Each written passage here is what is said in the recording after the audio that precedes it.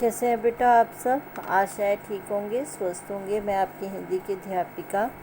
बेटा आज आप हमारी जो वर्कशीट है प्रेमचंद के फटे जूते,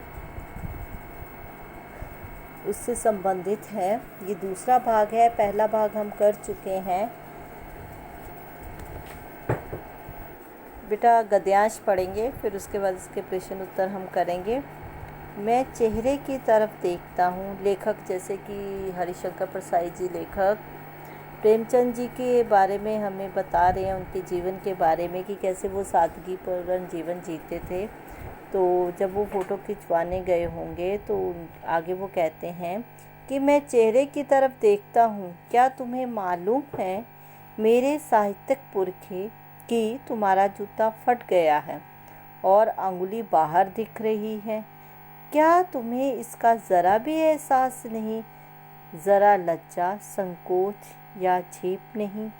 क्या तुम इतना भी नहीं जानते कि धोती को थोड़ा नीचे खींच लेने से उंगली ढक सकती है?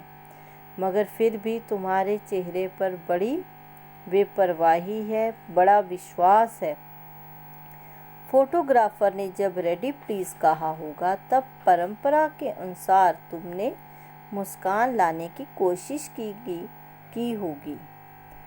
दर्द के गहरे कुएं के तल में कहीं पड़ी मुस्कान का धीरे धीरे खींचकर ऊपर निकाल रहे होंगे कि बीच में ही क्लिक करके फोटोग्राफर ने थैंक यू कह दिया होगा। विचित्र है ये अधूरी मुस्कान। ये मुस्कान नहीं, इसमें उपहास है, व्यंग है। बेटा ये है हमारा गद्यांश। बेटा अब हम आगे प्रश्न उत्तर करेंगे। हमारा पहला प्रश्न है, साहित्यिक पुरखे किसे कहा गया है? आप अपने पुरखों के बारे में क्या जानते हैं? बेटा साहित्यिक पुरखे प्रेमचंद जी को कहा गया है।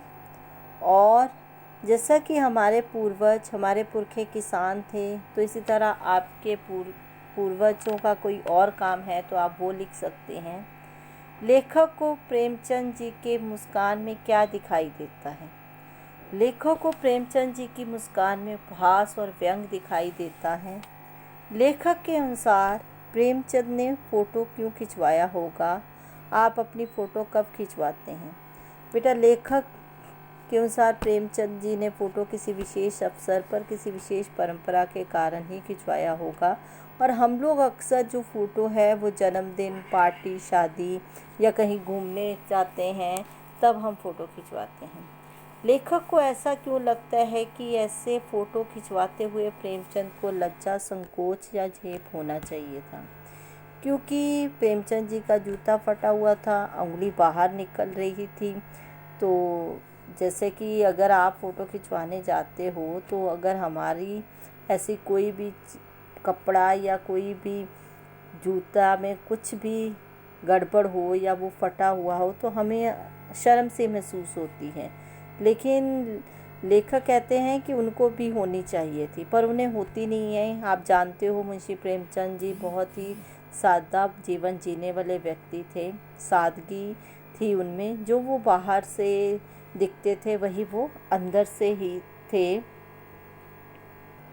पांचवा प्रश्न है हमारा, अंतिम प्रश्न। गद्यांश में जो भी आगत शब्द आए, आगत शब्द है कि हमारी हिंदी की भाषा में दूसरी भाषा, विदेशी भाषा कोई भी हो सकती है, उससे जो भी शब्द आए हैं वो हमने यहाँ लिखने हैं। तो वो शब्द है photographer, click, thank you, ready please. तो बेटा ये थी हमारी आज की वर्कशीट, उसके प्रश्न उत्तर। आशा है आपको ये पूरी समझ आ गई होगी और आपको प्रश्न उत्तर भी समझ आ गए होंगे। बेटा इसको करिए और जिन्होंने कर लिए हैं वो अपना इसको चेक कर सकते हैं। धन्यवाद बेटा।